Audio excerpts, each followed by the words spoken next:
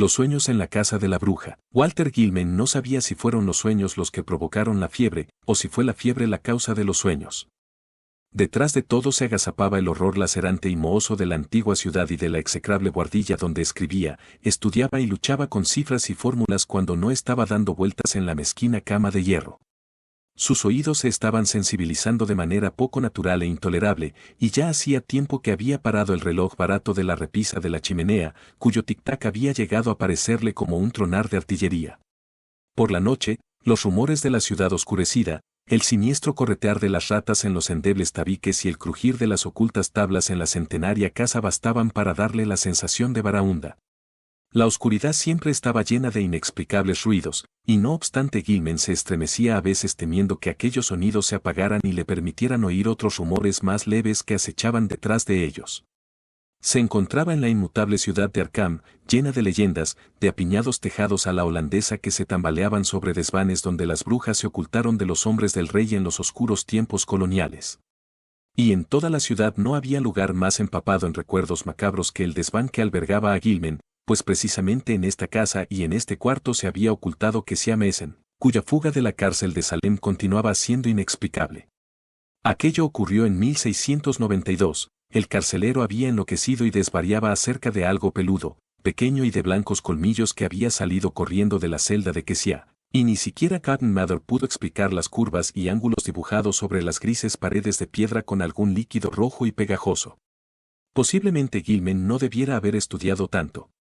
El cálculo no euclidiano y la física cuántica bastan para violentar cualquier cerebro, y cuando se los mezcla con tradiciones folclóricas y se intenta rastrear un extraño fondo de realidad multidimensional detrás de las sugerencias espantosamente crueles de las leyendas góticas y de los fantásticos susurros, junto a una esquina de la chimenea, apenas se puede esperar encontrarse completamente libre de una cierta tensión mental. Gilman era de Haverhill, pero solo después de haber ingresado en el Colegio Universitario de Arkham empezó a asociar sus conocimientos matemáticos con las fantásticas leyendas de la magia antigua. Algo había en el ambiente de la vieja ciudad que actuaba oscuramente sobre su imaginación. Los profesores de la Universidad de Miskatonic le habían recomendado que fuera más despacio y habían reducido voluntariamente sus estudios en varios puntos. Además, le habían prohibido consultar los dudosos tratados antiguos sobre secretos ocultos que se guardaban bajo llave en la biblioteca de la universidad. Pero estas precauciones llegaron tarde, de modo que Gilman pudo obtener algunos terribles datos del temido Necronomicon de Abdul al-Azred, del fragmentario libro de Yvonne y del prohibido Unauspreclichen Kulten de von Hunst, que correlacionó con sus fórmulas abstractas sobre las propiedades del espacio y la conexión de dimensiones conocidas y desconocidas. Sabía que su cuarto estaba en la antigua casa de la bruja, en realidad lo había alquilado por tal motivo.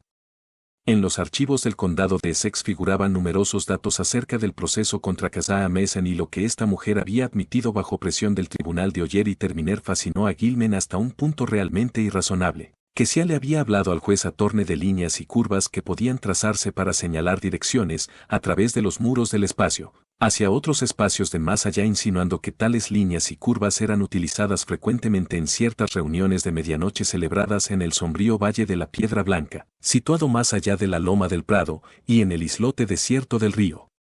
También había hablado del hombre negro, del juramento que ella había prestado y de su nuevo nombre secreto, Nab. Tras de lo cual trazó aquellas figuras en la pared de su celda y desapareció. Gilman creía cosas extrañas acerca de Kesia y sintió un raro estremecimiento al enterarse de que la casa en que había vivido la anciana seguía en pie después de más de 235 años. Cuando oyó los rumores que corrían por Arkham entre susurros acerca de la persistente presencia de Kesia en la antigua casa y en los estrechos callejones, acerca de marcas irregulares, como de dientes humanos, observadas en ciertos durmientes de aquella y de otras casas, acerca de los gritos infantiles oídos la víspera del día de mayo y en el día de Todos los Santos, del hedor percibido en el ático del viejo edificio precisamente después de esos días temidos, y acerca de la cosa pequeña y peluda, de afilados dientes, que rondaba por la vieja casa y por la ciudad y acariciaba a la gente curiosamente con el hocico en las oscuras horas que preceden al amanecer, decidió vivir allí a toda costa. Una habitación resultaba fácil de obtener, pues la casa era impopular y difícil de alquilar y desde hacía tiempo se dedicaba a alojamiento barato.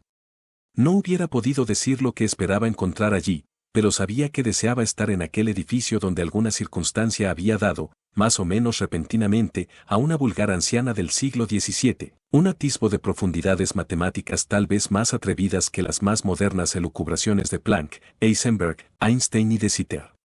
Estudió las maderas y las paredes de yeso en busca de dibujos crípticos en los lugares accesibles donde se había desprendido el empapelado, y al cabo de menos de una semana logró alquilar el ático del este en donde se decía que Kessia se había dedicado a la brujería. Había estado desalquilado desde el principio, ya que nadie se había mostrado dispuesto a ocuparlo por mucho tiempo, pero el patrón polaco tenía miedo de alquilarlo. Sin embargo, nada en absoluto le ocurrió a Gilman hasta que le dio la fiebre. Ninguna Kessia fantasmal merodeó en los sombríos pasillos o en los aposentos, ninguna cosa pequeña y peluda se deslizó al interior del tétrico cuarto para hocicar a Gilman, ni éste encontró rastros de los conjuros de la bruja pese a su constante búsqueda. Algunas veces, paseaba por el oscuro laberinto de callejuelas sin pavimentar y que olían a moho, donde las misteriosas casas pardas de ignorada antigüedad se inclinaban, se tambaleaban y hacían muecas burlonas a través de las ventanas de pequeños cristales.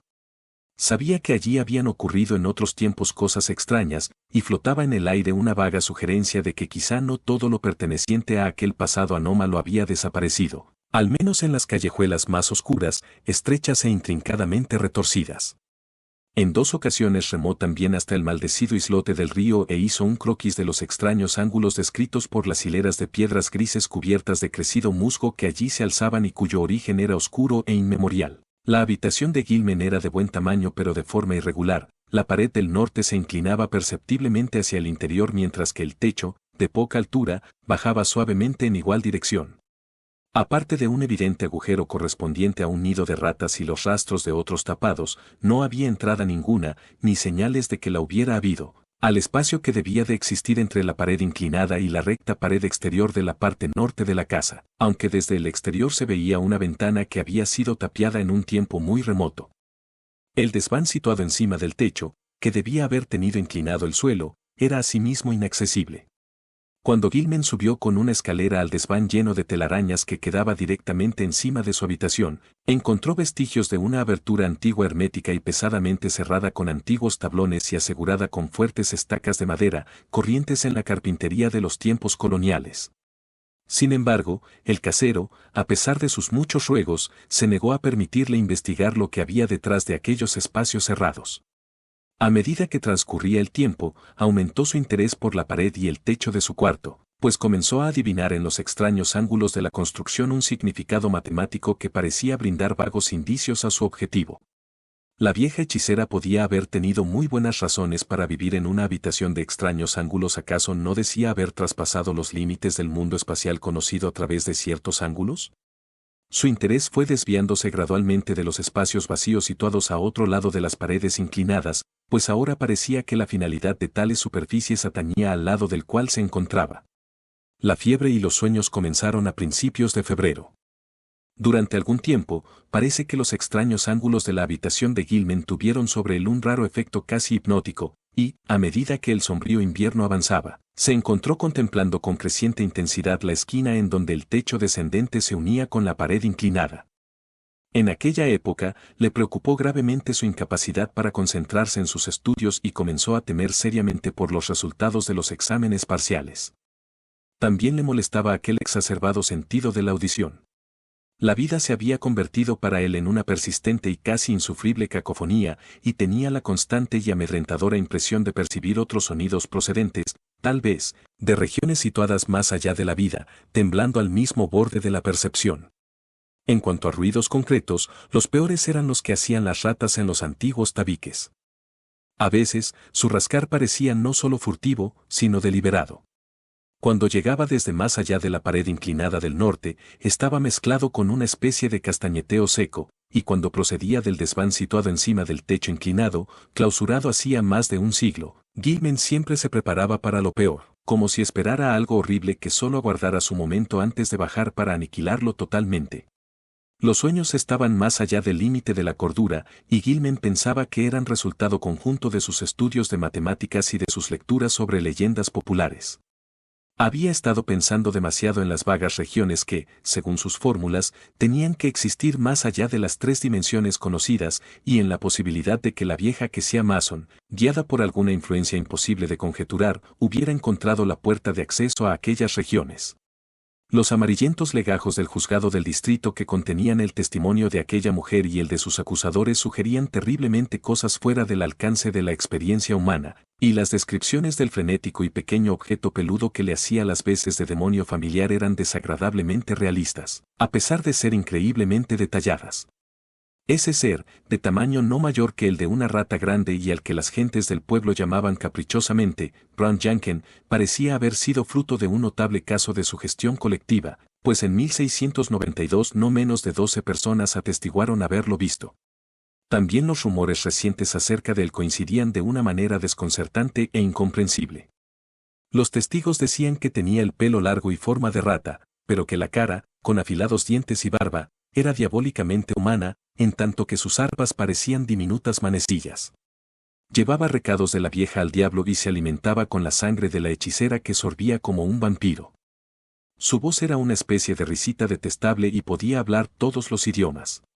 De las múltiples monstruosidades que Gilman veía en sus pesadillas, ninguna le provocaba tanto pavor y repugnancia como aquel malvado y diminuto híbrido, cuya imagen se le presentaba en forma 1000 veces más odiosa de lo que su mente despierta había deducido de los viejos legajos y los rumores modernos.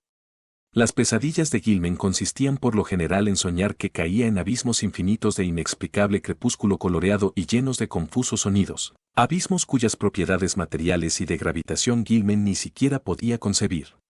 En sus sueños ni caminaba ni trepaba, ni volaba ni nadaba, ni reptaba, pero siempre experimentaba una sensación de movimiento, en parte voluntaria y en parte involuntaria.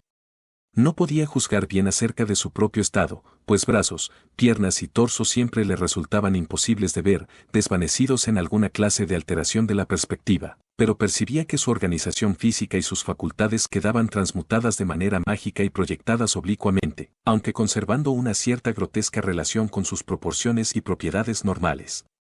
Los abismos no estaban vacíos, sino poblados de indescriptibles masas anguladas de sustancia y de colorido ajeno a este mundo, algunas de las cuales parecían orgánicas y otras inorgánicas. Algunos de los objetos orgánicos tendían a despertar vagos recuerdos dormidos, aunque no podía formarse una idea consciente de lo que burlonamente imitaban o sugerían. En los últimos sueños empezó a distinguir categorías independientes en las que los objetos parecían dividirse y que suponían en cada caso una especie radicalmente distinta de normas de conducta y de motivación básica.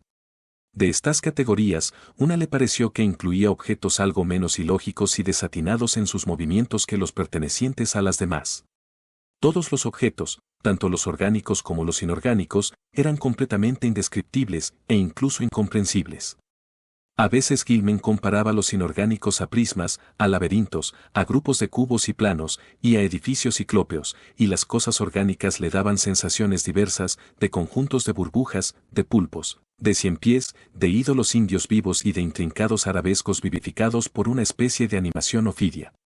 Todo cuanto veía era indescriptiblemente amenazador y terrible, y si uno de los entes orgánicos parecía, por sus movimientos, haberse fijado en él, sentía un terror tan espantoso y horrible que generalmente se despertaba sobresaltado.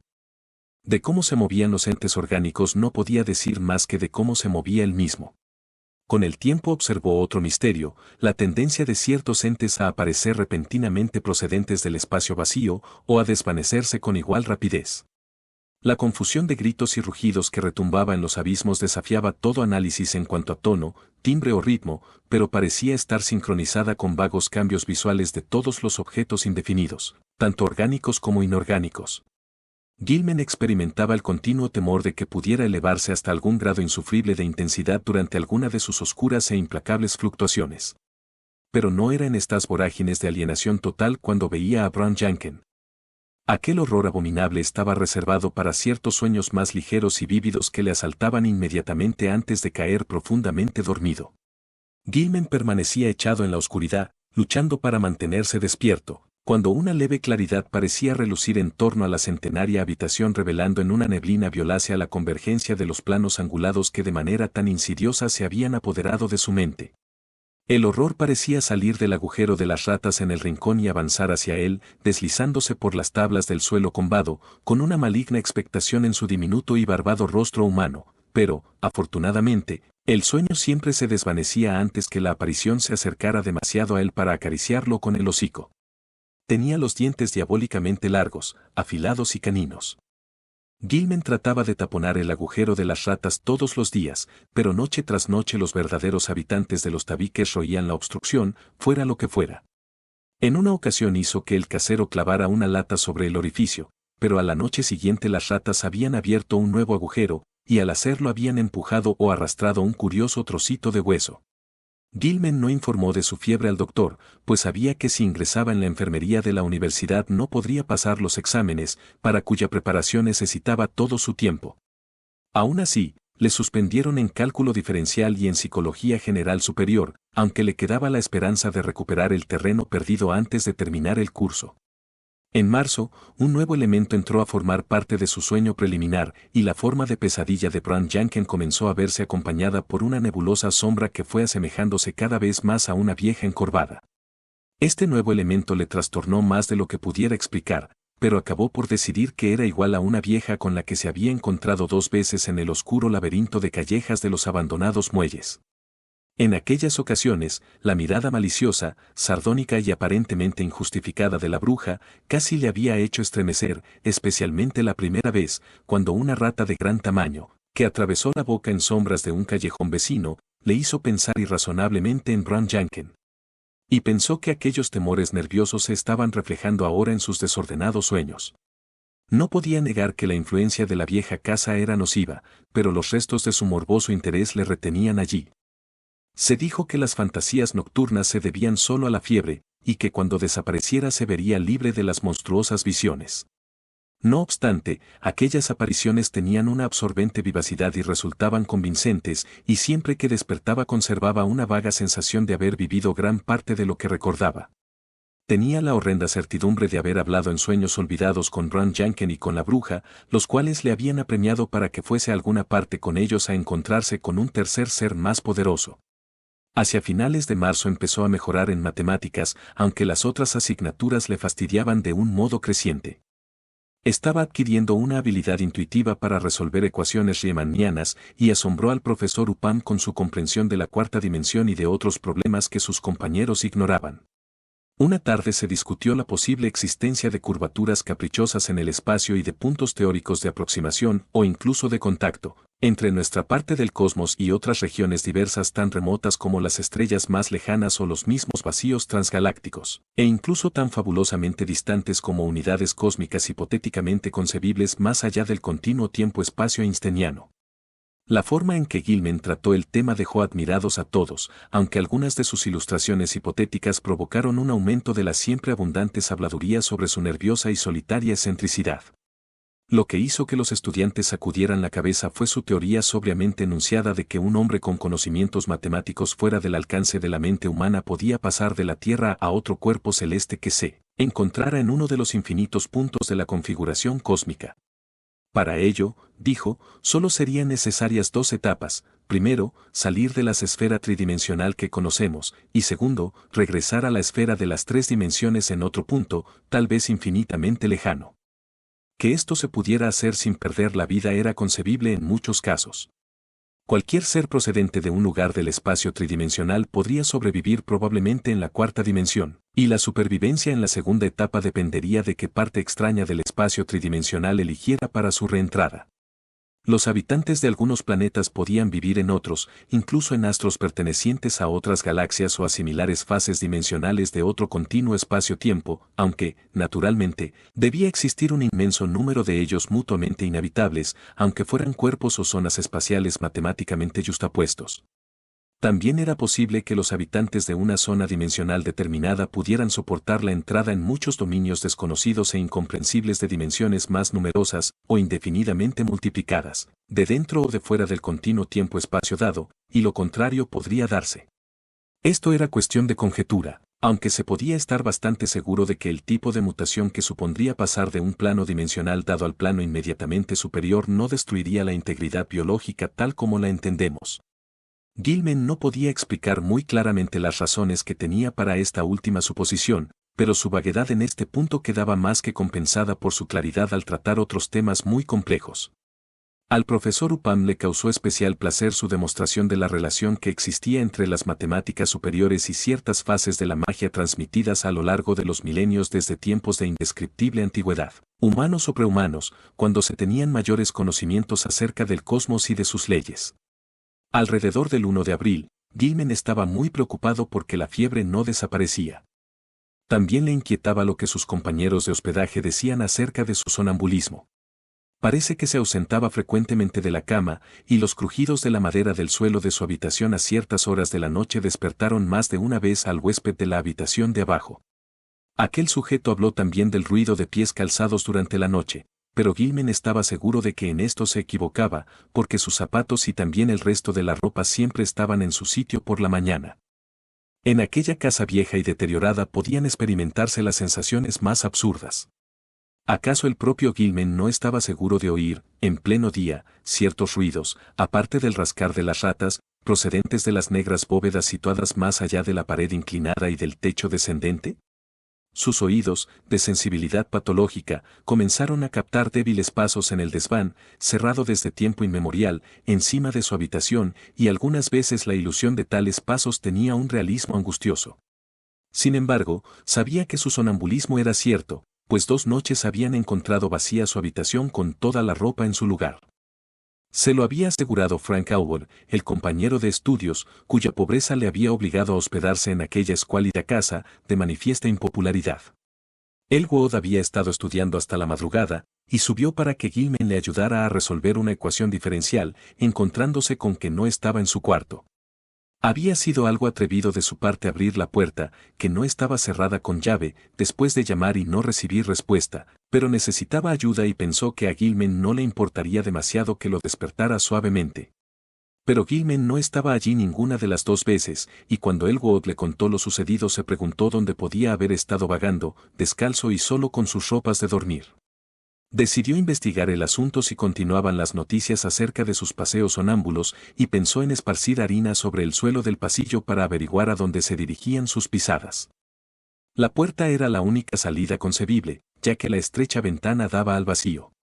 Avanzado el mes de abril, llegaron a oídos de Gilman, aguzados por la fiebre, las dolientes plegarias de un hombre supersticioso que arreglaba telares llamado Joe Majorwex, y cuya habitación se encontraba en la planta baja. Masurewis había contado absurdas historias acerca del fantasma de la vieja Kesia y de aquel ser husmeante, peludo y de dientes afilados, afirmando que algunas veces le perseguían de tal manera que solo su crucifijo de plata, que con ese propósito le había regalado el padre Ivaniki, de la iglesia de San Estanislao, podía darle algún alivio. Ahora rezaba porque se acercaba el Sabbat de las brujas. La víspera del 1 de mayo era la noche de Valpurgis, cuando los espíritus infernales vagaban por la tierra y todos los esclavos de Satanás se congregaban para entregarse a ritos y actos indecibles. Siempre era una mala fecha en Arkham, aunque la gente de categoría de la avenida Miskatonic y de la Ziggy Saltonstall Streets pretendían no saber nada acerca de ello. Ocurrirían cosas desagradables, y probablemente desaparecerían 1 o 2 niños. Joe sabía de estas cosas, pues su abuela, en su país de origen, lo había oído de labios de la suya. Lo más prudente era rezar el rosario en este periodo. Hacía 3 meses que ni Kesia ni Brown Jenkins se habían acercado a la habitación de Joe, ni a la de Paul Konsky, ni a ningún otro sitio, y esto era un mal síntoma. Algo deberían estar tramando. El día 16, Gilman fue al consultorio del médico y se sorprendió al comprobar que su temperatura no era tan alta como había temido. El médico le interrogó a fondo y le aconsejó que fuese a ver a un especialista de los nervios. Gilman se alegró de no haber consultado al médico de la universidad, un hombre más inquisitivo. El viejo Waldron, que ya anteriormente le había restringido el trabajo, le hubiera obligado a tomarse un descanso, cosa imposible ahora que estaba a punto de obtener grandes resultados con sus ecuaciones. Se encontraba indudablemente próximo a la frontera entre el universo conocido y la 4ª dimensión, y nadie era capaz de predecir hasta dónde podría llegar. A veces se preguntaba sobre el motivo de tan extraña confianza, incluso cuando pensaba así. ¿Provenía este peligroso sentido de inminencia de las fórmulas con que cubría tantos papeles día tras día? Los pasos amortiguados, furtivos e imaginarios del clausurado desván le alteraban. Y ahora, además, tenía la creciente sensación de que alguien estaba tratando de persuadirle constantemente de que hiciera algo terrible que no podía hacer. ¿Y el sonambulismo? ¿A dónde iba algunas noches? ¿Qué era aquella leve sugerencia de sonido que a veces parecía vibrar a través de la confusión de rumores identificables, incluso a plena luz del día y en plena vigilia? Su ritmo no correspondía a nada terreno, como no fuera a la cadencia de uno o dos innombrables cantos de aquelarre, y algunas veces temía que correspondieran a ciertos atributos de los vagos gritos o rugidos oídos en aquellos abismos soñados totalmente extraños. En tanto, los sueños se iban haciendo atroces. En la fase preliminar más ligera la vieja malvada se le aparecía claramente, y Gilman comprendió que era la que le había atemorizado en los barrios pobres. La encorvada espalda, la nariz ganchuda y la barbilla llena de arrugas eran inconfundibles, y sus ropas pardas e informes eran las que él recordaba. La cara de la vieja tenía una expresión de horrible malevolencia y exultación, y cuando Gilman despertaba podía recordar una voz cascada que persuadía y amenazaba. Gilman tenía que conocer al hombre negro e ir con ellos hasta el trono de Azatoth, en el mismo centro del caos esencial. Esto era lo que decía la bruja. Tendría que firmar en el libro de Azatoth con su propia sangre y adoptar un nuevo nombre secreto, ahora que sus investigaciones independientes habían llegado tan lejos. Lo que le impedía ir con ella y Brown Janken y el otro al trono del caos, en torno del cual tocan las agudas flautas descuidadamente, era porque había visto el nombre, Azatoth, en el Necronomicon, y sabía que correspondía a un mal primordial demasiado horrible para ser descrito. La vieja se materializaba siempre cerca del rincón donde se unían la pared inclinada y el techo descendente. Parecía cristalizarse en un punto más cercano al techo que al suelo, y cada noche se acercaba un poco más y era más visible antes de que el sueño se desvaneciera. También Brown Janken estaba un poco más cerca del final, y sus colmillos amarillentos relucían odiosamente en la fosforescencia sobrenatural de color violeta. Su repulsiva risita de tono agudo resonaba continuamente en la cabeza de Gilman, y por la mañana recordaba cómo había pronunciado las palabras Azatoth y Nyarlathotep. En los sueños más profundos todas las cosas eran también más visibles, y Gilman tenía la sensación de que los abismos en penumbra crepuscular que le rodeaban eran los de la cuarta dimensión. Los entes orgánicos, cuyos movimientos parecían inconsecuentes y sin motivo, eran probablemente proyecciones de formas vitales procedentes de nuestro propio planeta, incluidos los seres humanos. Lo que fueran nosotros en su propia esfera, o esferas dimensionales, no se atrevía a pensarlo. Dos de las cosas movedizas menos incongruentes, un conjunto bastante grande de iridiscentes burbujas esferoidales alargadas, y un poliedro mucho más pequeño de colores desconocidos y ángulos formados por superficies y que cambiaban a gran velocidad, parecían observarle y seguirle de un lado a otro o flotar delante de él a medida que cambiaba de posición entre gigantescos prismas, laberintos, racimos de cubos y planos, y formas que casi eran edificios. Y continuamente los gritos y rugidos se hacían cada vez más estentóreos, como si se acercaran a algún monstruoso clímax de insoportable intensidad. En la noche del 19 al 20 de abril sucedió algo nuevo. Gilman estaba moviéndose, medio involuntariamente, por los abismos en penumbra con la masa burbujeante y el pequeño poliedro flotando delante, cuando percibió los ángulos de extraña regularidad que formaban los bordes de unos gigantescos grupos de prismas vecinos. Unos segundos después se hallaba fuera del abismo tembloroso, de pie en una rocosa ladera bañada por una intensa y difusa luz de color verde. Estaba descalzo y en ropa de dormir, y cuando trató de andar encontró que apenas podía levantar los pies. Un torbellino de vapor ocultaba todo menos la pendiente inmediata, y se estremeció al pensar en los sonidos que podían surgir de aquel vapor. Vio entonces dos formas que se le acercaban arrastrándose con gran dificultad, la vieja y la pequeña cosa peluda. La bruja se puso trabajosamente de rodillas y consiguió cruzar los brazos de singular manera, en tanto que Brown Janken señalaba en cierta dirección con una zarpa horriblemente antropoide que levantó con evidente dificultad. Movido por un impulso involuntario, Gilman se arrastró en la dirección señalada por el ángulo que formaban los brazos de la bruja y la diminuta garra del diabólico engendro, y antes de dar 3 pasos arrastrando los pies se encontró nuevamente en los ensombrecidos abismos. Bullían a su alrededor formas geométricas y cayó vertiginosa e interminablemente, para acabar despertando en su lecho, en la buhardilla demencialmente inclinada de la vieja casa embrujada. Por la mañana se sintió sin fuerzas para nada y no asistió a ninguna de las clases. Alguna desconocida atracción dirigía su vista en una dirección al parecer incongruente, pues no podía evitar el mirar fijamente a cierto punto vacío del suelo. Según fue avanzando el día, su mirada sin vista cambió de situación y para mediodía había dominado el impulso de contemplar el vacío. A eso de las 2 salió a comer y mientras recorría las angostas callejuelas de la ciudad se encontró girando siempre hacia el sudeste. Con gran esfuerzo se detuvo en una cafetería de Church Street y después del almuerzo sintió el misterioso impulso con mayor intensidad. Tendría que consultar a un especialista de los nervios después de todo, pues tal vez aquello estuviera relacionado con su sonambulismo, pero mientras tanto podría intentar al menos romper por sí mismo el morboso encantamiento. Indudablemente, era aún capaz de resistir el misterioso impulso, de modo que se dirigió deliberadamente y muy decidido hacia el norte por Garrison Street. Cuando llegó al puente que cruza el Miskatonic le corría un sudor frío, y se agarró a la barandilla de hierro mientras contemplaba el islote de mala fama, cuyas regulares rengleras de antiguas piedras en pie parecían cavilar sombríamente en medio del sol de la tarde. Y algo le sobresaltó entonces. Pues había un ser vivo claramente visible en el desolado islote, y al volver a mirar se dio cuenta de que era la extraña vieja cuyo siniestro aspecto tanto le había impresionado en sus sueños. También se movían las altas hierbas cerca de ella, como si algún otro ser vivo se estuviese arrastrando por el suelo. Cuando la vieja empezó a volverse hacia él, Gilman huyó precipitadamente del puente y se refugió en el laberinto de callejas del muelle. Aunque el islote estaba a buena distancia, sintió que un maleficio monstruoso e invencible podía brotar de la sardónica mirada de aquella figura encorvado y vieja vestida de marrón. La atracción hacia el sudeste todavía continuaba, y Gilman tuvo que hacer un gran esfuerzo para arrastrarse hasta la vieja casa y subir las desvencijadas escaleras. Estuvo varias horas sentado, silencioso y enajenado, mientras su mirada se iba volviendo paulatinamente hacia el oeste. A eso de las 6, su aguzado oído oyó las dolientes plegarias de Joe Majorwex 2 pisos más abajo, cogió desesperado el sombrero y salió a la calle dorada por el atardecer, dejando que el impulso que lo empujaba hacia el sudeste lo llevara a donde quisiera.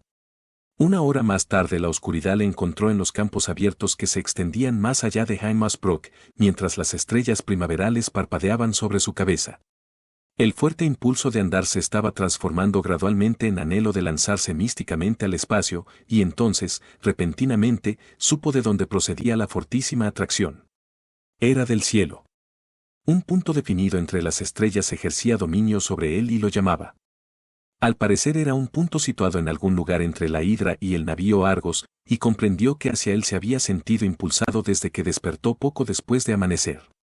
Por la mañana había estado debajo de él, y ahora se encontraba aproximadamente hacia el sur, pero deslizándose hacia el oeste. ¿Qué significaba esta novedad? ¿Se estaba volviendo loco? ¿Cuánto duraría?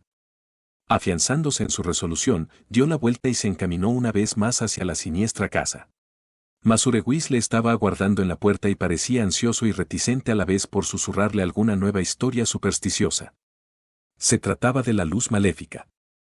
Joe había participado en los festejos de la noche anterior, era el día del patriota en Massachusetts, regresando a casa después de medianoche. Al mirar hacia arriba desde afuera, le pareció al principio que la ventana de Gilman estaba a oscuras, pero luego vio en el interior el tenue resplandor de color violeta. Quería advertirle sobre ese resplandor, ya que en Arkham todos sabían que era la luz embrujada que rodeaba a Bran Janken y al fantasma de la propia bruja. No lo había mencionado antes, pero ahora tenía que decirlo, porque significaba que Kesia y su familiar de largos colmillos andaban detrás del joven. Algunas veces, Paul Choinsky, Dombrowski, el casero, y él habían creído ver el resplandor filtrándose por entre las rendijas del clausurado desván, encima de la habitación que ocupaba el señor, pero los tres habían acordado no hablar del asunto. Sin embargo, más le valdría al señor buscar habitación en algún otro lugar y pedir un crucifijo a algún buen sacerdote como el padre Ivaniki. Mientras charlaba el buen hombre, Gilman sintió que un pánico desconocido le aferraba la garganta. Sabía que yo debía estar medio borracho al regresar a casa la noche antes, pero la mención de una luz violácea en la ventana de la buhardilla tenía una espantosa importancia. Aquella era la clase de luz que envolvía siempre a la vieja y al pequeño ser peludo en los sueños más ligeros y claros que precedían a su hundimiento en abismos desconocidos, y la idea de que una persona despierta pudiera ver la soñada luminosidad resultaba inconcebible. Sin embargo, ¿de dónde había sacado aquel hombre tan extraña idea? ¿Acaso no se había limitado el a vagar dormido por la casa, sino que también había hablado? No, yo dijo que no. Pero tendría que averiguarlo. Tal vez Frank Owl pudiera decirle algo, aunque le molestaba mucho preguntarle. Fiebre, sueños insensatos, sonambulismo, ilusión de ruidos, atracción hacia un punto del cielo, y ahora la sospecha de decir dormido cosas de loco. Tenía que dejar de estudiar, ver a un psiquiatra y procurar dominarse. Cuando subió al segundo piso se detuvo ante la puerta de Elwood, pero vio que el otro estudiante había salido. Siguió subiendo a disgusto hasta su habitación y en ella se sentó a oscuras. Su mirada continuaba sintiéndose atraída hacia el sur, pero también se encontró aguzando el oído para captar algún ruido en el clausurado desván de arriba, y medio imaginando que una maléfica luminosidad violácea se filtraba a través de una rendija muy pequeña del techo inclinado y bajo. Aquella noche, mientras Gilman dormía, la luz violeta cayó sobre él con inusitada intensidad, y la bruja y el pequeño ser peludo se acercaron más que nunca y se mofaron de él con agudos chillidos inhumanos y diabólicas muecas. Gilman se alegró de hundirse en los abismos crepusculares, aunque la persecución de aquel grupo de burbujas iridiscentes y del pequeño y caleidoscópico poliedro resultaba amenazadora e irritante. Luego sobrevino un cambio, cuando vastas superficies convergentes de una sustancia de aspecto escurridizo aparecieron encima y debajo de él, cambio que culminó con una llamarada de delirio y un resplandor de luz desconocida y extraña, en la cual se mezclaban demencial e inextricablemente el amarillo, el carmesí y el índigo. Estaba medio tumbado en una alta azotea de fantástica balaustrada que dominaba una infinita selva de exóticos e increíbles picos, superficies planas equilibradas, cúpulas, minaretes, discos horizontales en equilibrio sobre pináculos e innumerables formas aún más descabelladas, unas de piedra, otras de metal, que relucían magníficamente en medio de la compuesta y casi cegadora luz que sobre todo ello derramaba un cielo polícromo. Mirando hacia arriba vio 3 discos prodigiosos de fuego, todos ellos de diferente color, situados a distinta altura por encima de un curvado horizonte, infinitamente lejano, de bajas montañas. Detrás de él se elevaban filas de terrazas más altas hasta donde alcanzaba la vista. La ciudad se extendía a sus pies hasta donde alcanzaba la vista, y Gilman deseó que ningún sonido brotara de ella. El suelo del cual se levantó fácilmente era de una piedra veteada y bruñida que no pudo identificar, y las baldosas estaban cortadas en formas caprichosas, que más que asimétricas le parecieron estar basadas en alguna simetría irracional, cuyas leyes era incapaz de entender. La balaustrada le llegaba hasta el pecho y estaba delicada y fantásticamente forjada, y a lo largo del barandal se veían intercaladas, de trecho en trecho, pequeñas figuras de grotesca concepción y exquisita talla. Las figuras, lo mismo que la balaustrada, parecían ser de un metal brillante, cuyo color no se podía adivinar en el caos de mezclados fulgores, y cuya naturaleza invalidaba todas las conjeturas. Representaban algún objeto acanalado en forma de barril y con delgados brazos horizontales que salían como radios de rueda de un anillo central y con abultamientos o bulbos que salían de la cabeza y de la base.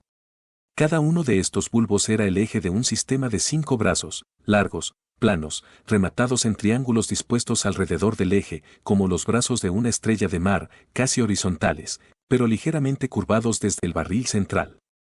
La base del bulbo inferior se fundía en el largo barandal con un punto de contacto tan delicado que varias figuras se habían roto y desprendido. Medían estas alrededor de 4,5 pulgadas de altura, y los aguzados brazos tenían un diámetro máximo de unas 2,5 pulgadas. Cuando Gilman se levantó, las losas le dieron una sensación de calor en los pies. Estaba completamente solo, y lo primero que hizo fue acercarse a la balaustrada y contemplar con vértigo la infinita y ciclópea ciudad que se extendía a casi 2,000 pies por debajo de la terraza. Mientras escuchaba, le pareció que una rítmica confusión de tenues sonidos musicales que recorrían una amplia escala diatónica ascendía desde las estrechas calles de abajo, y deseó poder ver a los habitantes del lugar. Al cabo de un rato se le nubló la vista, y hubiera caído al suelo de no haberse agarrado instintivamente a la reluciente balaustrada. Su mano derecha fue a dar en una de las figuras que sobresalían, y el contacto pareció infundirle cierta fortaleza. Sin embargo, la presión era excesiva para la exótica delicadeza de aquel objeto metálico, y la figura erizada se le rompió en la mano. Aún medio mareado, continuó apretándola mientras su otra mano se agarraba a un espacio vacío en la lisa balaustrada. Pero ahora sus oídos hipersensibles captaron algo a sus espaldas, y Gilman volvió la cabeza y miró a través de la horizontal terraza. Vio 5 figuras que se acercaban silenciosamente, aunque sus movimientos no eran furtivos, dos de ellas eran la vieja y el animalejo peludo y de afilados colmillos. Las otras tres fueron las que le redujeron a la inconsciencia, pues eran representaciones vivas, de unos 8 pies de altura, de las equinodérmicas figuras de la balaustrada, que avanzaban valiéndose de las vibraciones de los brazos inferiores de Estrella de Mar que agitaban como una araña mueve las patas. Gilman despertó en la cama, empapado de sudor frío y con una sensación de escozor en la cara, manos y pies. Saltando al suelo, se lavó y vistió con frenética rapidez, como si le fuera indispensable salir de la casa lo antes posible. No sabía a dónde quería ir, pero comprendió que tendría que sacrificar las clases otra vez. La extraña atracción hacia aquel punto situado entre la Hidra y el navío Argo había disminuido, pero otra fuerza todavía más potente la había reemplazado. Ahora notaba que tenía que dirigirse hacia el norte, infinitamente al norte. Sintió miedo de cruzar el puente desde el cual se veía el islote en medio del río Miskatonic, de modo que se dirigió al puente de la avenida Peabody. Tropezaba a menudo, pues ojos y oídos permanecían encadenados a un altísimo punto del vacío cielo azul. Después de una hora aproximadamente, consiguió un mayor dominio de sí mismo y vio que se había alejado mucho de la ciudad. Todo cuanto le rodeaba tenía la estéril tristeza de las salinas, y el estrecho camino que se alejaba delante de él conducía a Innsmouth, esa antigua ciudad abandonada que la gente de Arkham estaba curiosamente poco dispuesta a visitar. Aunque la atracción hacia el norte no había disminuido, la resistió como había aguantado la otra y finalmente acabó por descubrir que casi podía contrarrestarlas una con otra. Regresó a la ciudad y, luego de tomar una taza de café en un bar, se arrastró hacia la biblioteca pública y allí estuvo hojeando distraídamente una serie de revistas amenas. Unos amigos observaron lo quemado que estaba por el sol, pero Gilman no les habló de su paseo. A las 3 almorzó algo en un restaurante y observó que la atracción o se había atenuado o se había dividido. Se metió en un cine barato para matar el tiempo, y vio la misma película una y otra vez sin prestarle atención. A eso de las 9 de la noche volvió a casa y entró en ella lentamente. Joe Masurewis estaba allí mascullando oraciones y Gilman subió apresuradamente a su guardilla sin detenerse para ver si Elwood estaba en casa. Fue al encender la débil luz cuando le atenazó la sorpresa. Vio inmediatamente que sobre la mesa había algo que no debía estar allí, y una segunda ojeada no dejó lugar a dudas. Tumbada sobre un costado, pues no podía tenerse en pie, estaba la exótica y erizada figura que en el monstruoso sueño había arrancado de la fantástica balaustrada. No le faltaba ningún detalle. El asomado centro en forma de barril, los delgados brazos radiados, los abultamientos en los dos extremos y los delgados brazos de Estrella de Mar, ligeramente curvados hacia afuera, que salían de aquellos abultamientos, todo estaba allí. A la luz de la bombilla, el color parecía ser una especie de gris iridiscente veteado de verde, y Gilman pudo ver, en medio de su horror y de su asombro, que uno de los abultamientos acababa en un borde irregular y roto correspondiente al anterior punto de unión con la soñada balaustrada. Tan solo el estar próximo al estupor le impidió gritar. Aquella fusión de sueño y realidad resultaba imposible de soportar. Aturdido, tomó el objeto y bajó tambaleándose a la habitación de Dombrowski, el casero. Las dolientes plegarias del supersticioso Masurewis se oían todavía en los húmedos pasillos, pero a Gilman ya le tenían sin cuidado. Dombrowski estaba en casa y le acogió amablemente. No había visto nunca aquel objeto y nada sabía acerca de ello. Pero su mujer le había dicho que había encontrado una cosa rara de latón en una de las camas cuando limpiaba a mediodía, y tal vez fuera aquello. Dombrowski llamó a su mujer y ella entró contoneándose como un pato. Sí, era aquello. Lo había encontrado en la cama del señor, en la parte más cercana a la pared. Le había parecido raro, pero, claro, el señor tenía tantas cosas raras en la habitación, libros, objetos curiosos, cuadros. Desde luego, ella no sabía nada acerca de aquella figura. De modo que Gilman volvió a subir las escaleras más desconcertado que nunca, convencido de que estaba todavía soñando o de que su sonambulismo le había llevado a extremos inconcebibles y a robar en lugares desconocidos. ¿En dónde habría cogido aquel extraño objeto? No recordaba haberlo visto en ningún museo de Arkham. Claro que de algún sitio había tenido que salir, y el verlo mientras lo cogía en sueños debía haber provocado la escena de la terraza con la balaustrada. Al día siguiente haría algunas cautelosas indagaciones, e iría a consultar al especialista en enfermedades nerviosas.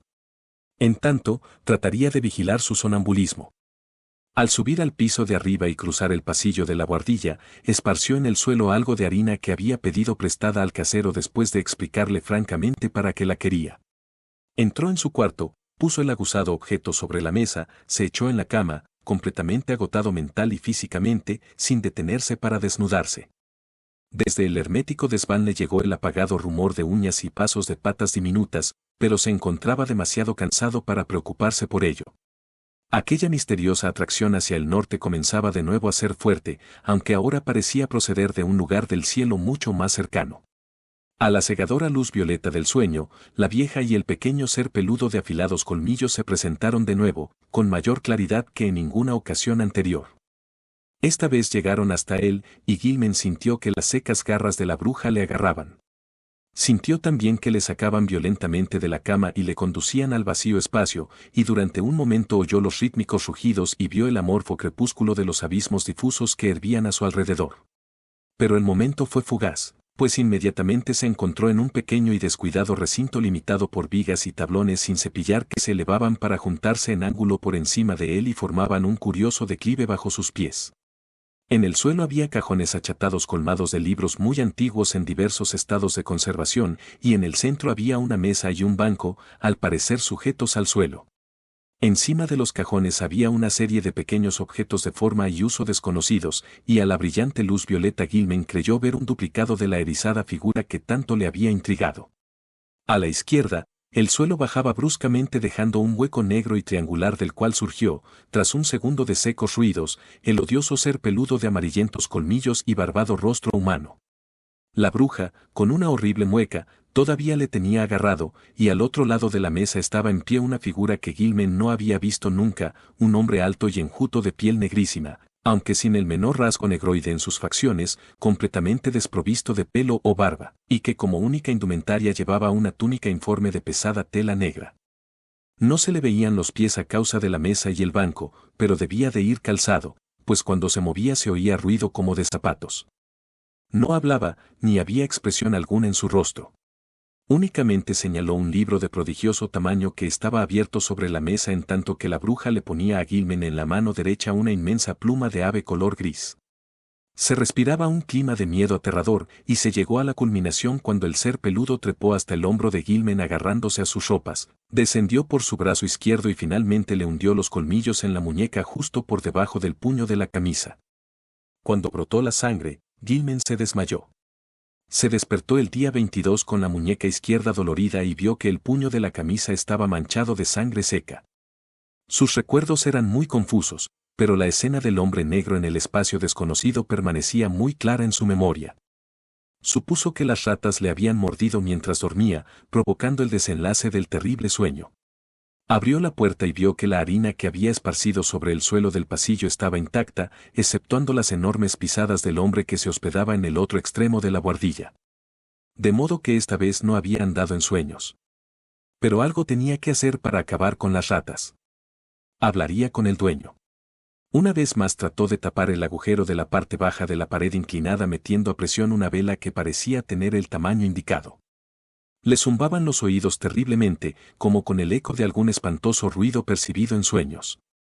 Mientras se bañaba y mudaba de ropa, trató de recordar que había soñado después de la escena que vio en el espacio iluminado de Violeta, pero en su mente no cristalizó nada concreto. La escena debía haber correspondido al desván clausurado de arriba, que tan violentamente había comenzado a obsesionarle, pero las impresiones posteriores eran débiles y confusas.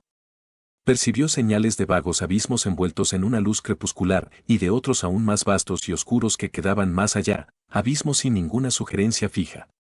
Le habían llevado hasta allí los grupos de burbujas y el pequeño poliedro que siempre se le escapaba, pero ellos, como él mismo, se habían transformado en jirones de niebla en aquel vacío ulterior de oscuridad definitiva. Algo le había precedido, un jirón mayor que a veces se condensaba y adquiría una forma vaga, y Gilman pensó que su avance no se había producido en línea recta, sino más bien a lo largo de las curvas y espirales de alguna vorágine etérea que obedecía a leyes desconocidas para la física y las matemáticas de cualquier cosmos concebible. Finalmente, hubo una insinuación de inmensas sombras que saltaban, de una monstruosa pulsación semiacústica y del monótono sonido de flautas invisibles, pero nada más. Gilman llegó a la conclusión de que esto último procedía de lo que había leído en el Necronomicon acerca de la insensata entidad, Azathoth, que impera sobre el tiempo y el espacio desde un negro trono en el centro del caos.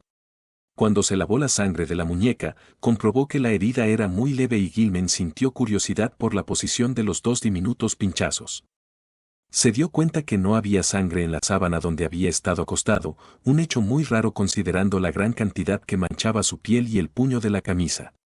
Habría estado caminando dormido por la habitación y la rata le había mordido mientras estaba sentado en una silla, o detenido en alguna posición menos lógica.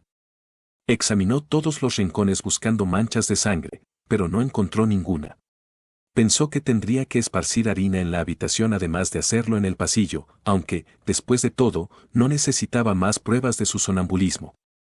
Sabía que caminaba dormido, y debía curarse de ello. Tendría que pedirle a Frank Cowell que le ayudara. Aquella mañana, los extraños impulsos procedentes del espacio parecían menos fuertes, aunque les reemplazó otra sensación todavía más inexplicable.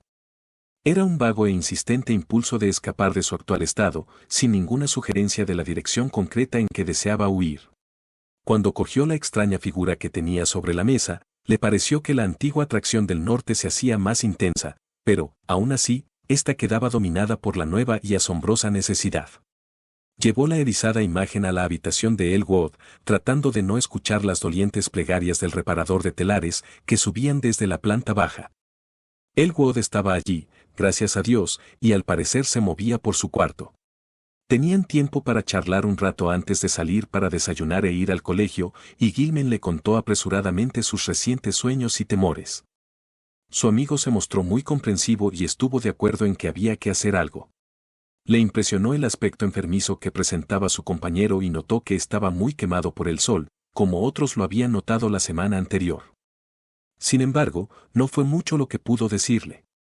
No había visto a Gilman andar en sueños, y no tenía la menor idea de lo que podía ser la curiosa imagen. Pero había oído al canadiense francés que se hospedaba debajo de Gilman conversando con Masurewis una noche.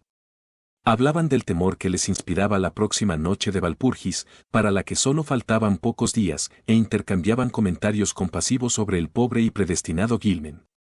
Desrocher se había referido a los pasos nocturnos de pies calzados y descalzos que resonaban en el techo de su cuarto, que quedaba debajo del de Gilman, y a la luz violácea que había visto una noche en que se había decidido subir para fisgar a través del ojo de la cerradura de la puerta de Gilman.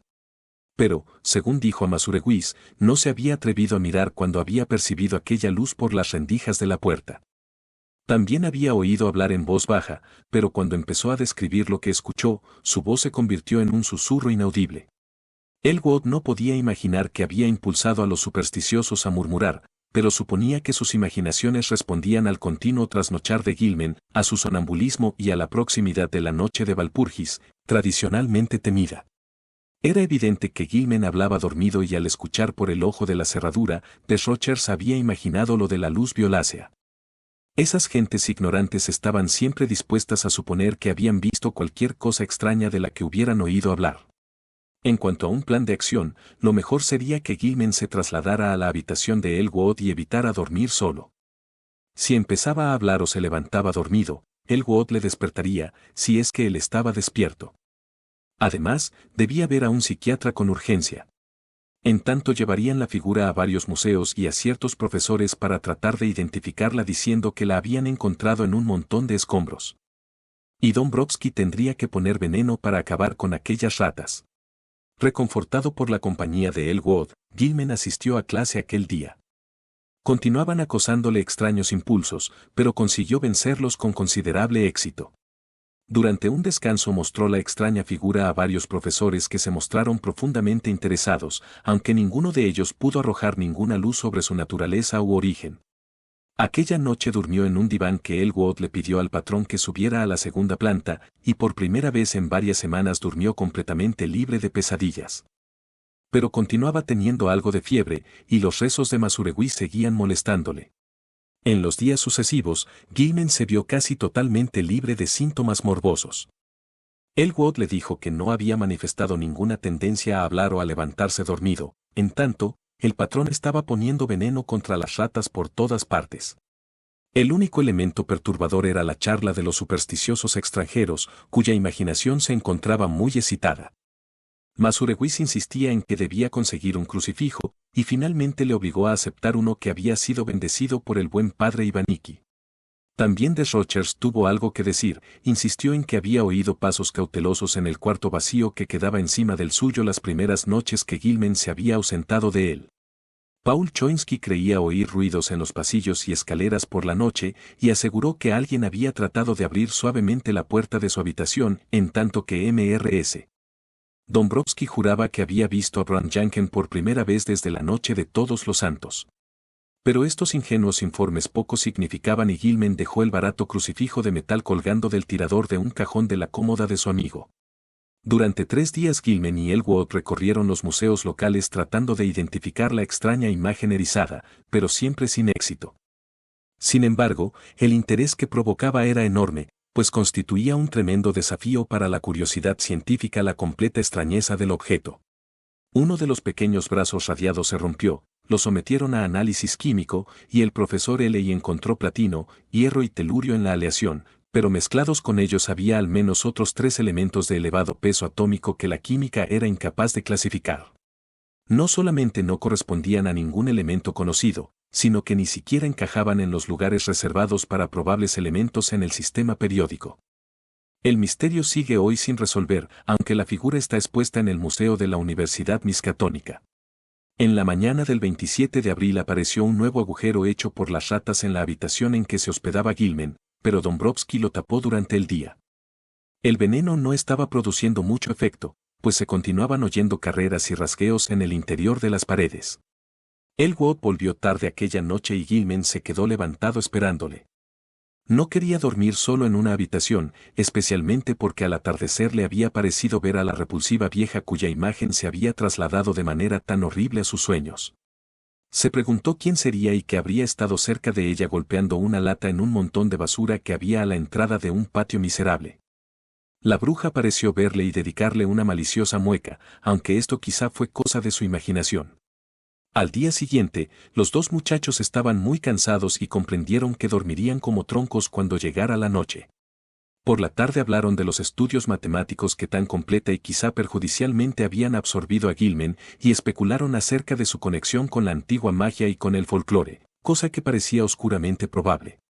Hablaron de la bruja Kazaa Mason, y Elwood convino en que Gilman tenía buenas razones científicas para pensar que la vieja podía haber tropezado casualmente con conocimientos extraños e importantes.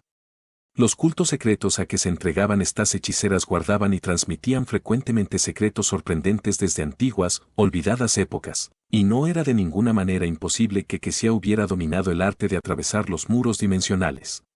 La tradición subraya la inutilidad de las barreras materiales para detener los movimientos de una bruja, y ¿quién puede decir que hay en el fondo de las antiguas leyendas que hablan de viajes a lomos de una escoba a través de la noche? Faltaba por ver si un estudiante moderno podía adquirir poderes similares tan solo mediante investigaciones matemáticas.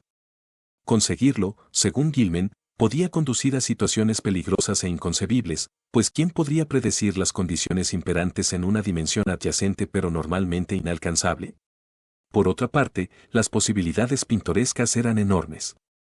El tiempo podía no existir en ciertas franjas del espacio, y al entrar y permanecer en ella se podría conservar la vida y la edad indefinidamente, sin padecer jamás metabolismo o deterioro orgánico, excepto en cantidades insignificantes y como resultado de las visitas al propio planeta o a otros similares.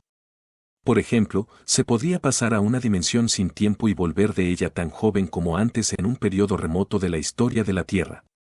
Resultaba imposible conjeturar si alguien había intentado conseguirlo. Las leyendas son vagas y ambiguas, y en épocas históricas todas las tentativas de cruzar espacios prohibidos parecen estar mezcladas a extrañas y terribles alianzas con seres y mensajeros del exterior. Existía la figura inmemorial del delegado o mensajero de poderes ocultos y terribles, el hombre negro de los aquelarres y el Nyarlathotep del Necronomicon. Existía también el desconcertante problema de los mensajeros inferiores o intermediarios, esos seres semianimales y extraños híbridos que la leyenda nos presenta como familiares de las hechiceras. Cuando Gilman y Elwood se fueron a acostar, demasiado cansados para continuar hablando, oyeron a Joe Majorwex entrar tambaleándose en la casa, medio borracho, y se estremecieron al oír los tonos angustiados de sus plegarias. Aquella noche Gilman volvió a ver la luz violeta. Oyó en sueños rascar y mordisquear al otro lado de la pared, y le pareció que alguien trataba torpemente de abrir la puerta. Y entonces vio a la bruja y al pequeño ser peludo avanzando hacia él por la alfombra. El rostro de la hechicera estaba iluminado por una inhumana exultación y el pequeño monstruo de colmillos amarillentos dejaba oír su apagada risita burlona mientras señalaba la forma de Elwood, profundamente dormido en el diván del extremo opuesto de la habitación. El temor le paralizó y le impidió gritar. Como en otra ocasión, la horrenda bruja agarró a Gilman por los hombros, lo sacó de la cama de un tirón y lo dejó flotando.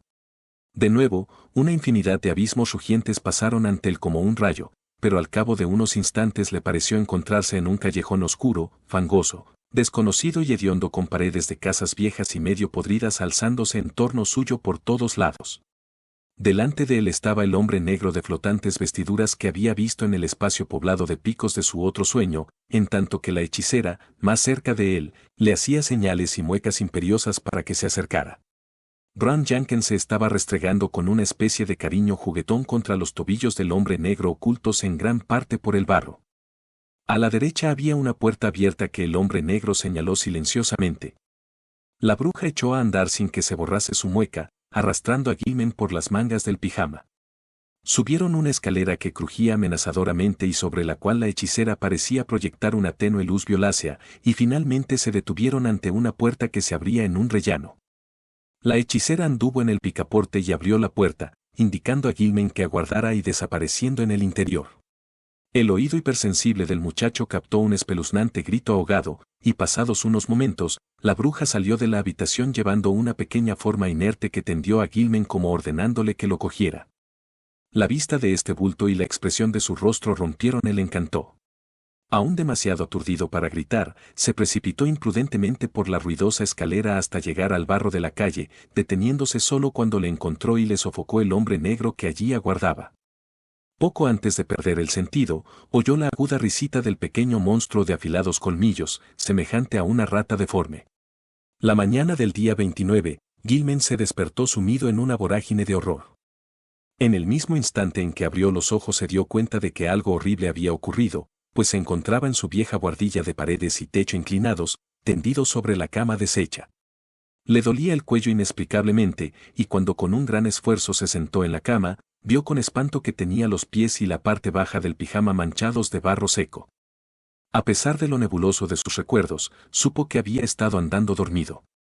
Elwood debía haber estado demasiado profundamente dormido para oírle y detenerle.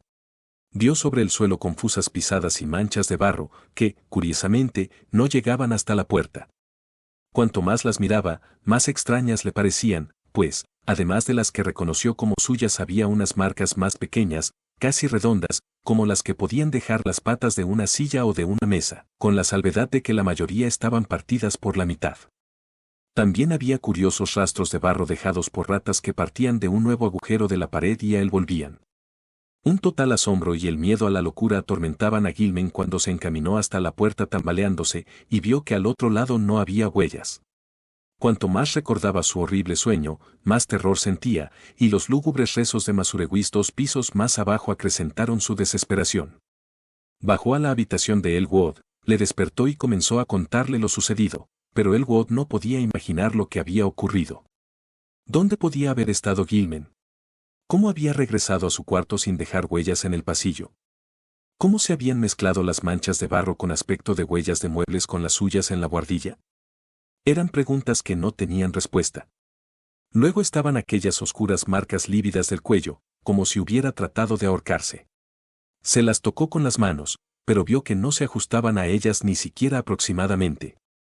Mientras hablaban, entró Desrochers para decirle que habían oído un tremendo estrépito en el piso de arriba a altas horas de la noche. No, nadie había subido la escalera después de las 12, aunque poco antes había oído pasos apagados en la buhardilla, y también otros que bajaban cautelosamente y que habían despertado sus sospechas. Añadió que era una época del año muy mala para Arkham. Sería mejor que Gilman llevara siempre el crucifijo que Joe Majorwex le había dado. Ni siquiera durante el día se estaba seguro, después del amanecer se habían oído unos ruidos extraños, especialmente el grito agudo de un niño, rápidamente sofocado.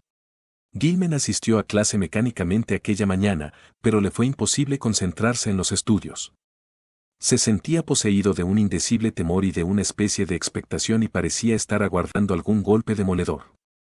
A mediodía almorzó en el University Spa y cogió un periódico del asiento de al lado mientras esperaba el postre.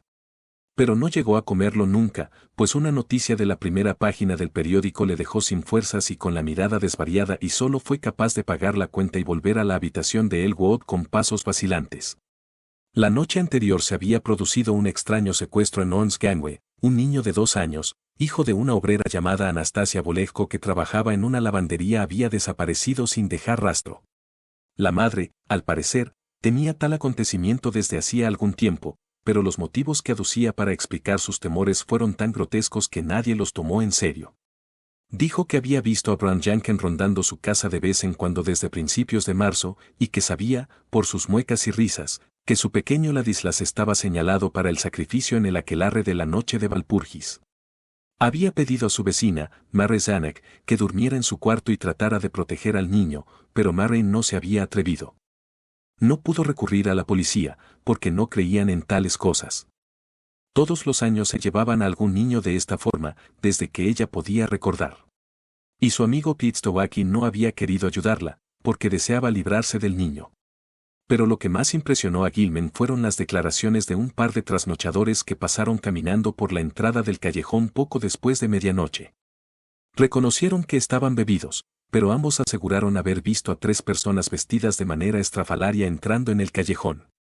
Una de ellas, según dijeron, era un negro gigantesco envuelto en una túnica, la otra una vieja andrajosa y el tercero un muchacho blanco con su ropa de dormir. La vieja arrastraba al muchacho, y una rata mansa iba restregándose contra los tobillos del negro y hundiéndose en el barro de color oscuro. Gilman permaneció sentado toda la tarde sumido en estupor, y Elwood, que ya había leído los periódicos y conjeturado ideas terribles con lo que allí se decía, así le encontró cuando llegó a casa. Esta vez no podían dudar de que algo muy grave había ocurrido y los estaba amenazando. Entre los fantasmas de las pesadillas y las realidades del mundo objetivo se estaba cristalizando una monstruosa e inconcebible relación, y solamente una intensísima vigilancia podría evitar acontecimientos todavía más horrorosos. Gilman tenía que consultar a un psiquiatra, antes o después, pero no precisamente ahora cuando todos los periódicos se ocupaban del rapto. Lo que había sucedido era muy enigmático, y por el momento tanto Gilman como Elwood suponían en voz baja las cosas más descabelladas. ¿Acaso Gilman había conseguido inconscientemente un éxito mayor del que suponía con sus estudios sobre el espacio y sus dimensiones? ¿Había salido realmente de nuestro entorno terrestre para llegar a lugares no adivinados e inimaginables? ¿En dónde había estado, si es que había estado en algún sitio, aquellas noches de demoníaco extrañamiento?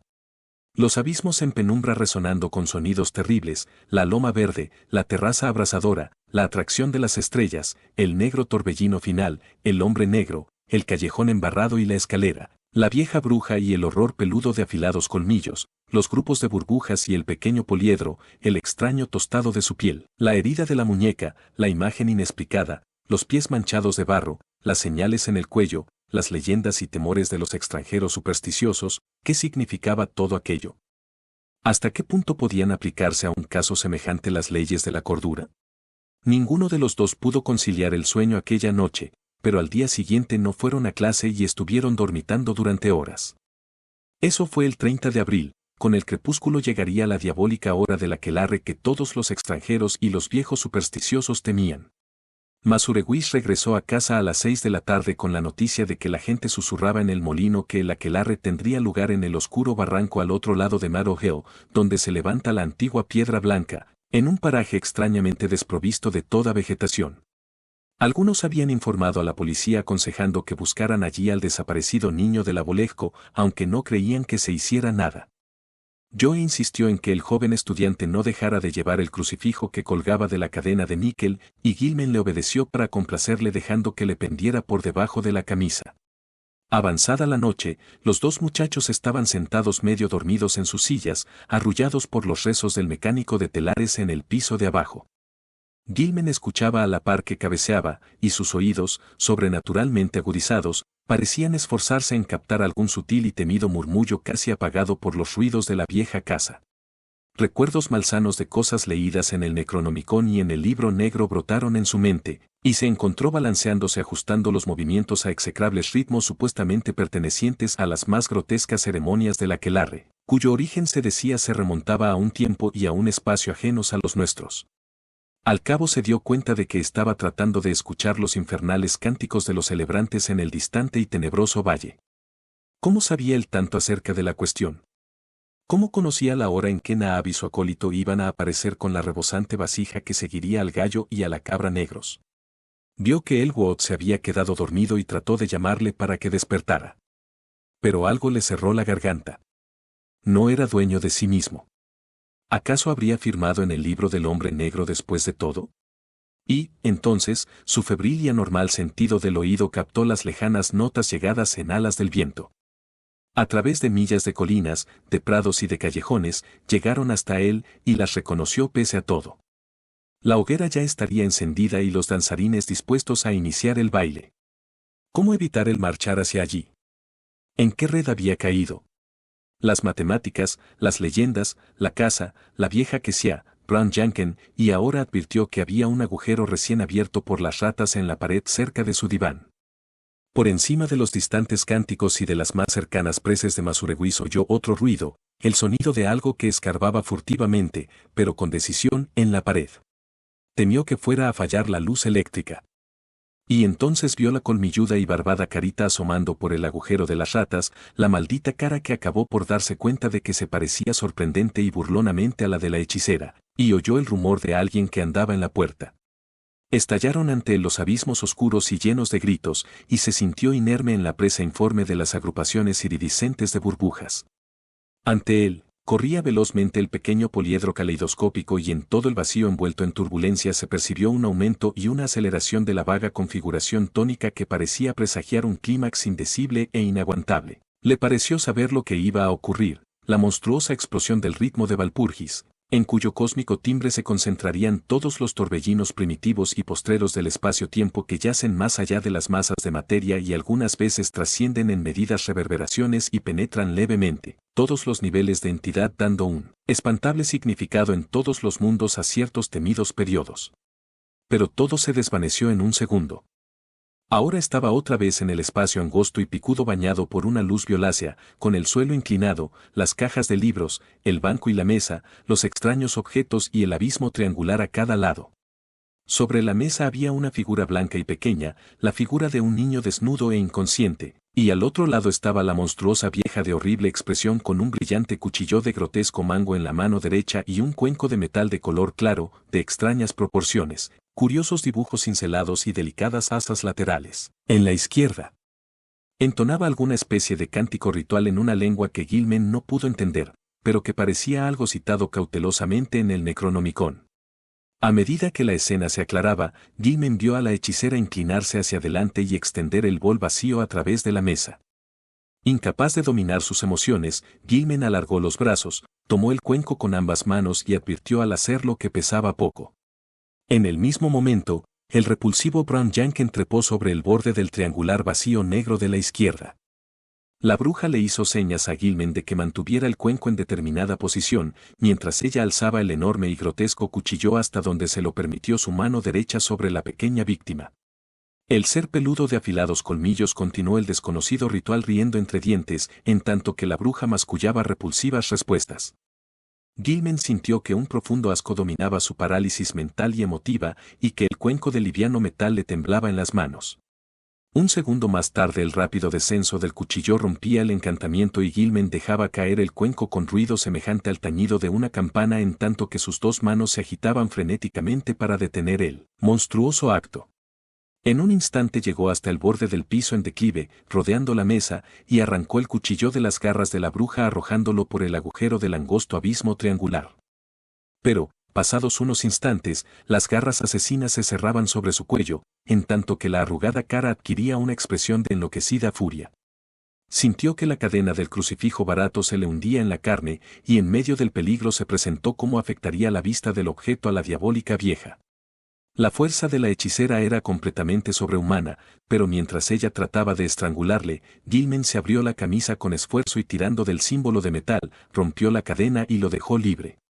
Al ver la cruz, la bruja pareció ser víctima del pánico y aflojó su presa lo suficiente como para que Gilman pudiera zafarse de ella. Se liberó de las garras que le atenazaban el cuello y hubiera arrastrado a la bruja hasta el borde del abismo si aquellas garras no hubieran recobrado nuevas fuerzas para cerrarse de nuevo sobre su cuello. Esta vez Gilman decidió responder de igual manera y agarró la garganta de la hechicera con sus propias manos. Antes que ella pudiera darse cuenta de lo que él hacía, le rodeó el cuello con la cadena del crucifijo y un momento después apretó lo suficiente hasta cortarle la respiración. Cuando ya se agotaba la resistencia de la hechicera, Gilman notó que algo le mordía en el tobillo y vio que Bran Janken había acudido en defensa de su amiga. Con un salvaje puntapié lanzó a aquel engendro al interior del abismo y lo oyó quejarse desde el fondo de algún lugar lejano. No sabía si había matado a la bruja, pero la dejó sobre el suelo en donde había caído, y, al volverse, vio sobre la mesa algo que casi acabó con los últimos vestigios de su razón. Bron Henkin, dotado de fuertes músculos y 4 manos diminutas de demoníaca destreza, había estado ocupado mientras la bruja trataba de estrangularlo. Los esfuerzos de Gilman habían sido en vano. Lo que él había evitado que hiciera el cuchillo en el pecho de la víctima, lo habían logrado, en una muñeca, los colmillos amarillentos del peludo engendro y el cuenco que había caído al suelo, estaba lleno junto al pequeño cuerpo sin vida. En su soñado delirio Gilman oyó el diabólico cántico del ritmo inhumano del aquelarre llegando desde una distancia infinita, y supo que el hombre negro tenía que estar allí. Los confusos recuerdos se mezclaron con la matemática, y se le antojó que su inconsciente conocía los ángulos que necesitaba para guiarse y regresar al mundo normal, solo y sin ayuda, por primera vez. Se sintió seguro de encontrarse en el desván, herméticamente cerrado desde tiempo inmemorial, de encima de su habitación, pero le parecía muy dudoso escapar a través del suelo en declive o de la trampa cerrada hacía tantos años. Además, huir de un desván soñado, no le conduciría sencillamente a una casa imaginada, a una proyección anómala del lugar que realmente buscaba. Se encontraba completamente ofuscado en cuanto a la relación sueño-realidad de lo que había experimentado. El tránsito por aquellos vagos abismos sería terrible, pues el ritmo de Valpurgis estaría vibrando, y al final tendría que oír el latido cósmico que tanto temía y que hasta ahora había estado velado. Incluso podía percibir una apagada sacudida monstruosa cuyo ritmo sospechaba demasiado claramente. En la noche del Sabbat siempre se hacía más sonora y resonaba a través de los mundos para convocar a los iniciados a ritos indescriptibles. La mitad de los cánticos de la noche del Sabbat se ajustaban al ritmo de aquel latido escuchado suavemente que ningún oído humano podría soportar en su desvelada plenitud espacial. Gilman también se preguntó si podría fiarse de sus instintos para regresar a la parte del espacio que le correspondía. Como estar seguro de no aterrizar en aquella ladera de luminosidad violácea de un planeta lejano, en la terraza almenada sobre la ciudad de monstruos provistos de tentáculos, en algún lugar situado más allá de nuestra galaxia, o en las negras vorágines de ese postrer vacío de caos, en donde reina Azatoth, el demonio sultán desprovisto de mente. Inmediatamente antes de lanzarse, se apagó la luz violeta y Gilman quedó en la más completa oscuridad. La bruja, la vieja Kesia, Naab, aquello debía significar su muerte. Y mezclados con los remotos cánticos de la noche del Sabbat y con los quejidos de Bran Janken en el abismo inferior, le pareció oír otros gemidos más frenéticos que llegaban desde profundidades desconocidas.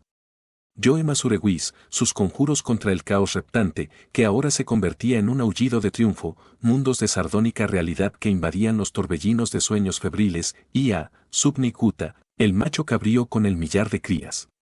Encontraron a Gilman en el suelo de la guardilla de extraños rincones mucho antes de que amaneciera, pues el terrible grito había hecho acudir inmediatamente a Desrochers y a Choinsky, a Dombrowski y a Masurewis, e incluso había despertado a Elwood, que dormía en su sillón. Estaba vivo, con los ojos abiertos y fijos, pero parecía medio inconsciente. Tenía en el cuello las señales dejadas por las manos asesinas y una rata le había mordido en el tobillo. Tenía la ropa muy arrugada y el crucifijo de Joe había desaparecido. Elwood pensó atemorizado, rehusando imaginar la respuesta, qué nueva fórmula había adoptado el sonambulismo de su amigo. Masurewis estaba medio aturdido por una señal que decía haber recibido en respuesta a sus preces y se persignó frenéticamente cuando se oyó el chillido de una rata que llegaba desde el otro lado de la pared inclinada. Una vez acomodado Gilman en la cama, en la habitación de Elwood, enviaron a buscar al doctor Malkovsky, un médico de la vecindad de probada discreción. Le puso 2 inyecciones hipodérmicas que le relajaron y le sumieron en un sueño reparador. El enfermo recobró el conocimiento varias veces durante el día y narró a Elwood algunos pasajes de sus pesadillas más recientes. Fue un proceso muy penoso, y desde el principio se puso de manifiesto un hecho desconcertante. Gilman, cuyos oídos habían mostrado últimamente una anormal sensibilidad, estaba completamente sordo. Volvieron a llamar al doctor Malkovsky sin tardanza y dijo que Gilman tenía los 2 tímpanos rotos como resultado de algún estruendo superior al que cualquier ser humano pudiera concebir o soportar. ¿Cómo había podido oír semejante ruido en las últimas horas sin que despertara todo el valle del Miskatonic? Era más de lo que el honrado médico podía decir. Elwood escribió su parte de la conversación y así pudieron comunicarse los 2 amigos. Ninguno de los 2 podía explicarse aquel caótico asunto y decidieron que lo mejor que podían hacer era pensar en ello lo menos posible. Pero estuvieron de acuerdo en marcharse de aquella maldita casa lo antes posible. Los periódicos de la noche hablaron de una batida llevada a cabo por la policía poco antes del amanecer en un desfiladero de más allá de Meadow Hill, donde alborotaban unos curiosos noctámbulos, mencionando que la piedra blanca había sido objeto de supersticiones desde hacía mucho tiempo. No se habían practicado detenciones, pero entre los fugitivos que huyeron se creyó ver a un negro enorme. En otra columna se decía que no se habían encontrado rastros del niño desaparecido, Ladislas Bolejko. El horror que coronó todo sobrevino aquella misma noche. Elwood jamás lo olvidaría, y no pudo volver a clase durante el resto del curso debido a la crisis nerviosa que sufrió como consecuencia de ello. Le pareció oír a las ratas del otro lado del tabique durante toda la velada, pero les prestó poca atención. Fue luego, mucho después de que Gilman y él se hubieran acostado, cuando comenzaron los atroces gritos. Elwood saltó de la cama, encendió la luz y se acercó hasta el sofá en que dormía su amigo. Gilman daba gritos de naturaleza realmente inhumana, como si estuviera sometido a una tortura indescriptible. Se retorcía bajo las sábanas, y una gran mancha roja empezaba a extenderse en las mantas. Elwood apenas se atrevió a tocarle, pero, poco a poco, fueron disminuyendo los gritos y la agitación. Para entonces, Dombrowski, Choinsky, Desrochers, Masurewicz y el huésped del piso alto se habían reunido en la puerta de la habitación y el casero había enviado a su mujer a telefonear al doctor Malkovsky. Un grito se les escapó a todos cuando algo que parecía una rata de gran tamaño saltó del ensangrentado lecho y huyó por el suelo hasta un nuevo agujero recién abierto en la pared. Cuando llegó el médico y comenzó a retirar las ropas de la cama, Walter Gilman había muerto. Sería una atrocidad hacer algo más que insinuar lo que causó la muerte a Gilman. Casi tenía un túnel abierto en el cuerpo, y algo le había comido el corazón. Dombrowski, desesperado porque el veneno que había esparcido contra las ratas no había surtido efecto, rescindió su contrato de alquiler y antes de que transcurriera una semana se había ido con todos sus antiguos huéspedes a una casa destartalada pero menos vieja, situada en Walnut Street. Durante algún tiempo lo peor fue mantener callado a Masurewicz, pues el taciturno mecánico de telares jamás estaba sobrio y siempre andaba gimiendo y mascullando acerca de espectros y cosas terribles. Parece que aquella última y espantosa noche yo se había agachado para ver de cerca las huellas rojas que había dejado la rata desde la cama de Gilman hasta el agujero de la pared. Sobre la alfombra aparecían confusas, pero había un trozo de suelo al descubierto desde el borde de la alfombra hasta el friso de la pared. Allí Masurewicz encontró algo monstruoso, o creyó encontrarlo, pues nadie se mostró de acuerdo con él a pesar de la indudable extrañeza de las huellas. Las marcas del suelo eran muy diferentes de las dejadas habitualmente por las ratas, pero ni siquiera Choinsky y Desrochers quisieron reconocer que eran como huellas de 4 diminutas manos humanas. Nunca se volvió a alquilar la casa. Tan pronto como la dejó Dombrowski, empezó a cubrirla el manto de la desolación definitiva, pues la gente la rehuía, tanto por su mala fama como por el pésimo olor que en ella se advertía. Tal vez el veneno contra las ratas del inquilino anterior había surtido efecto después de todo, pues al poco tiempo de su partida, la casa se convirtió en una pesadilla para la vecindad. Los funcionarios de sanidad encontraron que el mal olor procedía de los espacios cerrados que rodeaban la buhardilla del este de la casa y dedujeron que el número de ratas muertas debía de ser enorme. Pero decidieron que no valía la pena abrir y desinfectar aquellos lugares tanto tiempo clausurados, ya que el hedor desaparecería pronto y el vecindario no era muy exigente. De hecho, siempre circularon rumores acerca de hedores inexplicables en la casa de la bruja inmediatamente después de la víspera del día 1 de mayo y de la noche de Todos los Santos. Los vecinos se resignaron por desidia, pero el mal olor fue un elemento más en contra de aquel lugar. Finalmente, la casa fue declarada inhabitable por las autoridades. Los sueños de Gilman y las circunstancias que los rodearon no han sido explicados nunca. Elwood, cuyas ideas sobre aquel episodio son a veces casi enloquecedoras, volvió a la universidad el otoño siguiente y se graduó en el mes de junio. A su regreso notó que los comentarios habían disminuido en la ciudad y, en efecto, pese a ciertos rumores que aún circulaban sobre risas fantasmales que resonaban en la casa desierta, rumores que duraron casi tanto tiempo como el propio edificio, no se ha vuelto a murmurar acerca de las apariciones de la vieja Xiao de Brown Janken desde que Gilman murió. Fue una suerte que Elwood no se encontrara en Arkham después, aquel año en que ciertos sucesos hicieron que se reanudaran bruscamente los rumores acerca de pasados horrores. Por supuesto, oyó hablar del asunto más tarde y sufrió los indecibles tormentos de oscuras y desconcertadas conjeturas, pero peor habría sido que hubiera estado allí y hubiera visto las cosas que probablemente habría visto. En marzo de 1931, un gran vendaval arrancó el tejado y la gran chimenea de la casa de la bruja, entonces ya abandonada, y muchos ladrillos, tejas cubiertas de moho, tablones medio podridos y vigas se derrumbaron sobre el desván atravesando el suelo. Todo el piso de la buhardilla quedó sembrado de escombros, pero nadie se tomó la molestia de limpiar hasta que le llegó a la casa la hora de la demolición. Esto ocurrió en diciembre y cuando se procedió a limpiar lo que había sido habitación de Gilman y se encargó esta labor a unos obreros que se mostraron aprensivos y poco deseosos de hacerla, comenzaron los rumores. Entre los escombros caídos a través del derrumbado techo inclinado, los obreros descubrieron ciertas cosas que les llevaron a interrumpir su trabajo y llamar a la policía. Esta requirió posteriormente la presencia de un juez de primera instancia y de varios profesores de la universidad.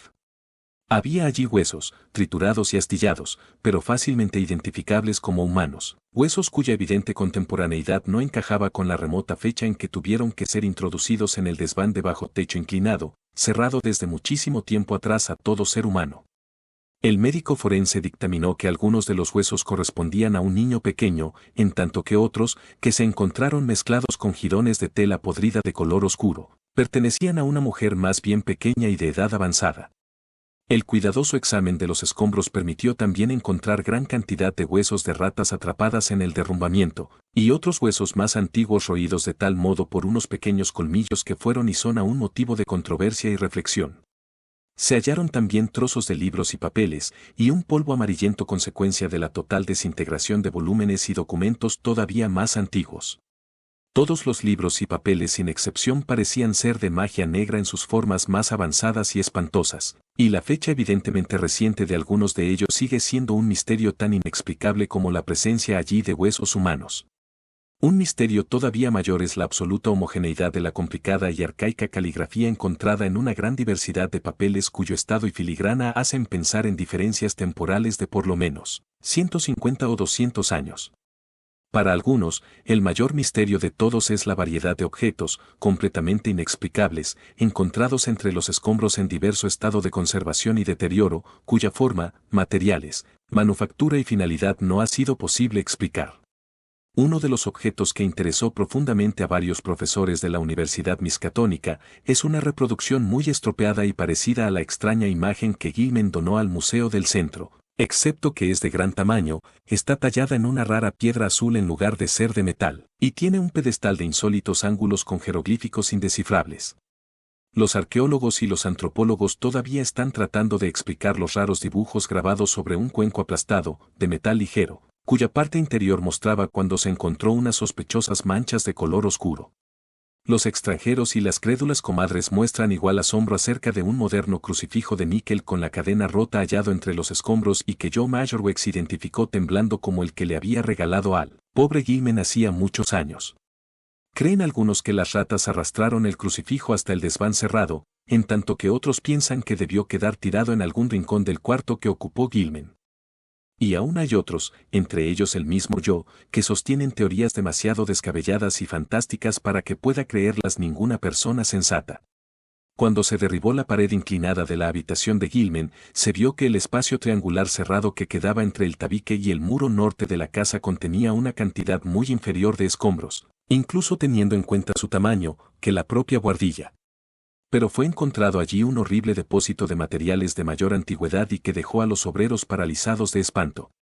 En pocas palabras, el suelo era un verdadero osario de huesos infantiles, unos bastante recientes, mientras que otros retrocedían en infinita gradación hasta un periodo tan remoto que su pulverización era casi total. Sobre esa profunda capa de huesos descansaba un gran cuchillo de evidente antigüedad, de forma grotesca y exótica, y muy ornado, sobre el cual se habían acumulado los escombros. En medio de esos desechos, embutido entre un tablón caído y un montón de ladrillos de la chimenea, había un objeto destinado a provocar en Arkham mayor perplejidad, disimulado temor y rumores supersticiosos que los que hubiera despertado cualquier otra cosa hallada en la casa maldita. Era el esqueleto, parcialmente aplastado, de una enorme rata enferma cuyas anomalías anatómicas todavía son tema de discusión y motivo de singular reticencia entre los miembros del Departamento de Anatomía de la Universidad.